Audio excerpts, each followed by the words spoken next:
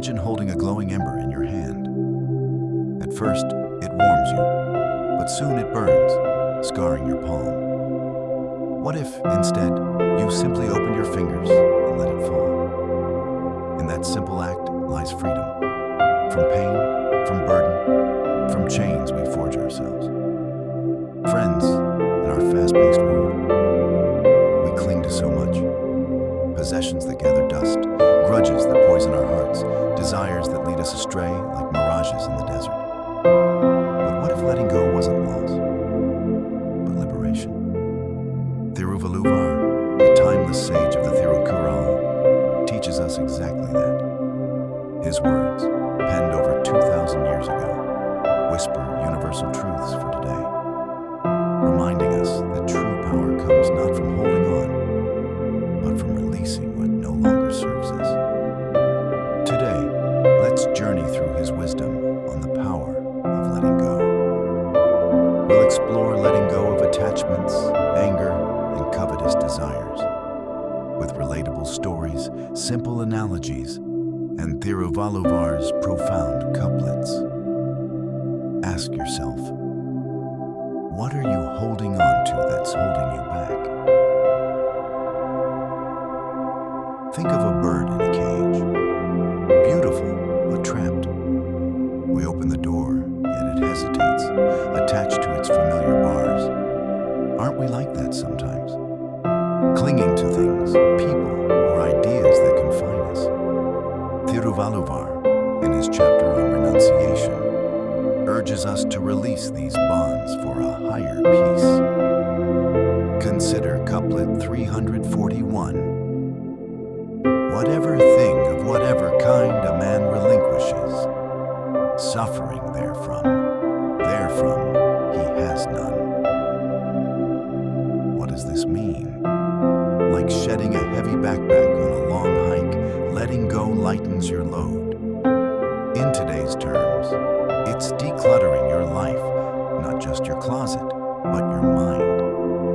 That job you hate, those toxic relationships, release them and watch how space opens for joy. Thiruvalluvar goes deeper in couplet 346. His is the world beyond heaven, who is free of the delusion of I and mine.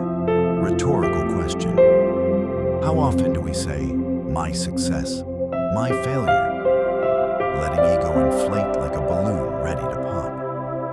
Let go of that mind mentality, and you soar to realms of true contentment. Imagine a river flowing freely, no dams of possession blocking its path. That's the freedom Thiruvalluvar promises. And in couplet 347, sorrows will never give up its hold on those who never give up their hold of desire. Desires are like quicksand. The more you grasp, the deeper you sink. But renounce them, as in couplet 349. Detachment alone severs rebirth.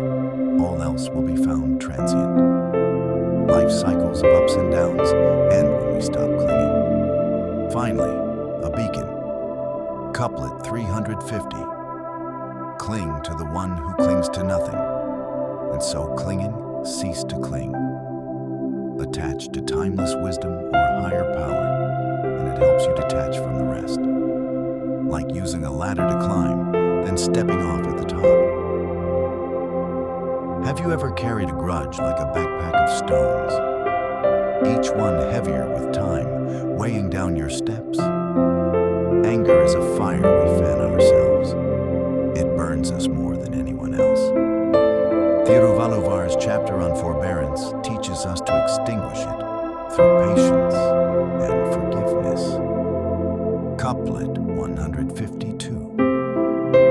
Forgive transgressions always, better still forget them. Simple yet revolutionary. Like rain washing away dirt, forgiveness cleanses the soul. In modern life, think of road rage or workplace slights.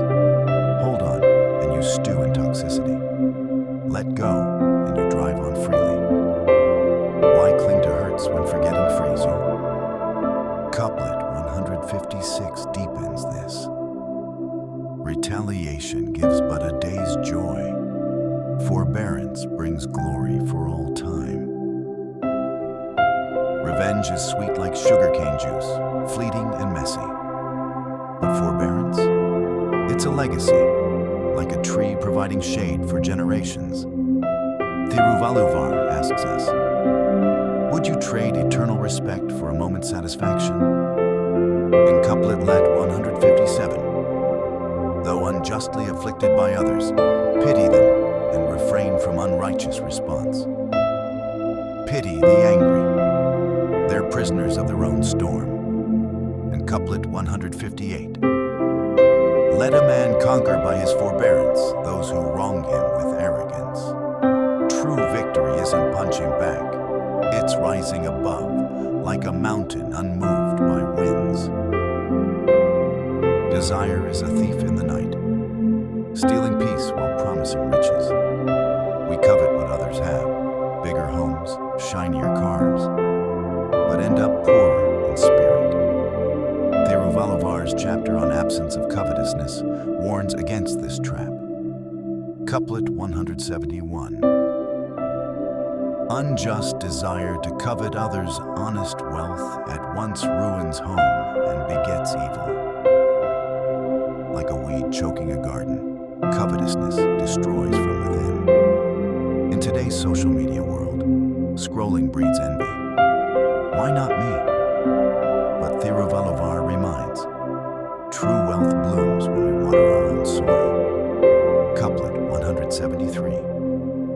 They will not sin for fleeting pleasures who seek eternal joy. Why chase shadows when the sun awaits? And couplet 175. Of what avail is a keen and sharp intellect if greed seizes one to covet? Intelligence shines only when free of desire's fog. Couplet 179 offers hope. Fortune finds the worth and draws near to those who know the worth of non-coveting. Let go of wanting more, and abundance flows naturally, like rain filling a still pond. Thiruvalluvar's wisdom isn't ancient dust, it's a living river, guiding us to let go and flow. By releasing attachments, we find freedom. By forgiving, we gain strength. By curbing desires, we attract true riches. Ask yourself, what can you release today? A grudge? A needless want? Start small, like dropping a pebble into the ocean, and watch ripples of peace expand. Remember, letting go isn't weakness, it's the ultimate power. As Thiruvalluvar teaches, it's the key to a life unbound, a soul unchained. Thank you for joining this reflection. If this resonated, like, subscribe, and share what you're letting go of in the comments. Until next time, may wisdom